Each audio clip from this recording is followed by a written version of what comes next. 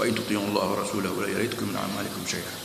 Itu pun walaupun belum lagi iman, walaupun iman belum masuk lagi dalam hati perutmu, tapi kalau mutaat pada Allah dan Rasul belum pada ni, Allah Ta'ala akan terima amalan kamu dan la yalidkum, tidak kurang sikit pun. Sebanyak mana susah lelah kamu, susahlah kamu semaya, susahlah kamu melawan nafsu, susahlah kamu bangun semaya malam, susahlah kamu bayar hutang orang, susahlah kamu minta maaf pada saling orang, semua susahlah ni tidak akan disia-sia oleh Allah. Dia akan balas.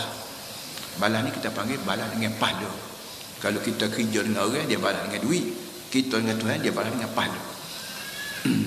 Innallaha ghafurur rahim. Kerana Tuhan ni Ghafur, amat suka ampuni dosa. Ghafur, mengampuni. Kata mengampuni ini terjun pada Ghafur. Ghafar asamaan tutup. Ghafara yaghfiru ai satara yastud, tutup.